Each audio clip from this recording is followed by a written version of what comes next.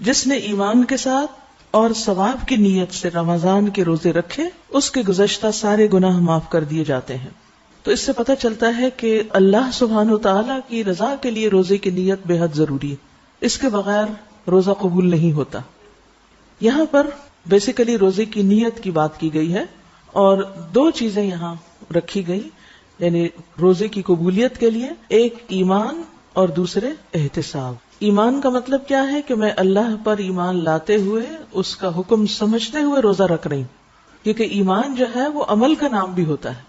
تو ہمارا اس بات پر ایمان ہے کہ یہ روزہ جو ہم رکھتے ہیں رمضان کے مہینے میں، یہ دراصل اللہ کا حکم ہے.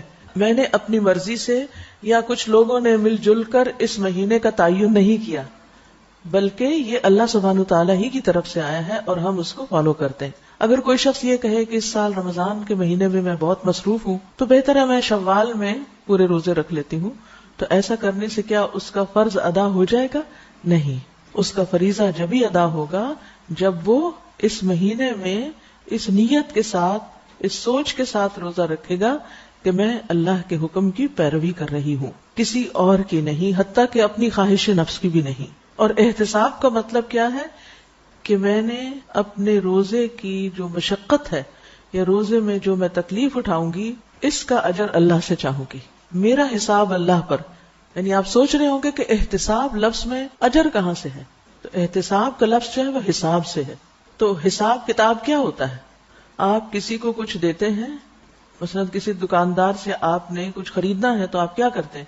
آپ قیمت دیتے ہیں اور چیز لیتے ہیں، اور وہ آپ سے مال لیتا ہے اور چیز آپ کو دے دیتا ہے. تو اس کو کیا کہتے ہیں؟ حساب کتاب. تو دنیا میں بھی ہم لوگوں کے ساتھ مختلف طرح کے حساب کتاب کرتے رہتے ہیں، لین دین کرتے رہتے ہیں. لیکن یہ روزے کا لین دین جو ہے یہ کسی انسان کے ساتھ نہیں ہے، بلکہ یہ ہمارا حساب کس کے ساتھ ہے؟ اللہ کے ساتھ. اور مجھے اس کا اجر اسی سے چاہیے. اور اللہ سبحانہ تعالیٰ نے یہ وعدہ بھی کیا ہے کہ الصوم لی وانا اجزی بہ، روزہ میرے لیے اور میں اس کی جزا دوں گا. تو جب آپ روزہ رکھتے ہیں اور اس میں آپ تھک جاتے ہیں یا پیاس لگتی ہے یا بھوک لگتی ہے یا کسی بھی طرح کی کوئی مشقت ہوتی ہے، صبح صبح اٹھ کے کھانا پڑتا ہے، پھر ایک مخصوص وقت میں آپ کو افطار کرنا ہی ہے. اگر آپ کہیں میں I don't feel like eating now, کیونکہ جب کافی دیر ہم بھوکے رہتے ہیں تو پھر بھوک بھی مر جاتی ہے، جیسے اس وقت بعض اوقات اتنی بھوک نہیں لگی ہوتی، لیکن کیا حکم آ جاتا ہے؟ روزہ ابھی کھولو.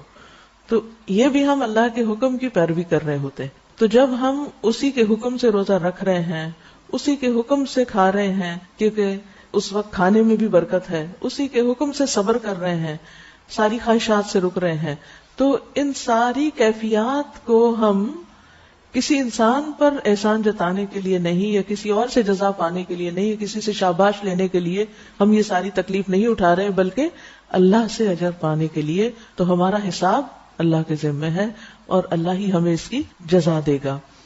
حدیث میں آتا ہے کل عمل ابن آدم لہ الا الصیام، ابن آدم کے تمام اعمال اس کے لیے ہیں سوائے روزے کے. فإنہ لی وانا اجزی بہ، بے شک وہ میرے لیے ہے اور میں خود اس کا بدلہ دوں گا.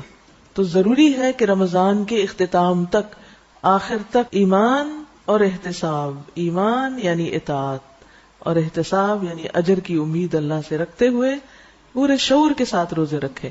اس سے آپ کے روزوں کی عبادت میں ایک خاص روح پیدا ہو جائے گی، ایک لذت نصیب ہوگی. پھر اسی طرح یہ ہے کہ روزہ قیامت کے دن شفاعت کرے گا. تو ہماری نیت میں یہ بھی ہونا چاہیے کہ میں روزہ رکھ رہی ہوں، اللہ سبحانہ و تعالی میرے اس روزے کو قبول کرے اور یہ روزہ میرے لیے قیامت کے دن سفارش کرے، یعنی شفاعت کی نیت. یعنی روزے میں یہ نہیں بھولنا چاہیے کہ ہم روزے سے کیا چاہتے ہیں، یعنی کیوں روزہ رکھ رہے ہیں. ہم کہتے ہیں اجر چاہتے ہیں، ٹھیک ہے، اجر، ثواب، فائدہ اللہ دے گا، لیکن اس کے ساتھ ساتھ اجر کی ایک صورت یہ بھی ہے کہ یہ آپ کے لیے شفاعت کرے گا. احتساب جو ہے وہ اجر کے مراتب میں سب سے بڑا مرتبہ ہے، اور اس نیت کے ساتھ روزہ رکھنا کہ قیامت کے دن یہ مجھے فائدہ دے گا، اللہ تعالیٰ کے قریب کرے گا. وہ جنت کا ایک دروازہ ہے الریان، اس میں سے پکار آئے گی. تو اس طرح آپ کی جو نیت ہے اور آپ کا جو شعور اور احساس ہے وہ آپ کے روزے کو خوبصورت بنا دے گا.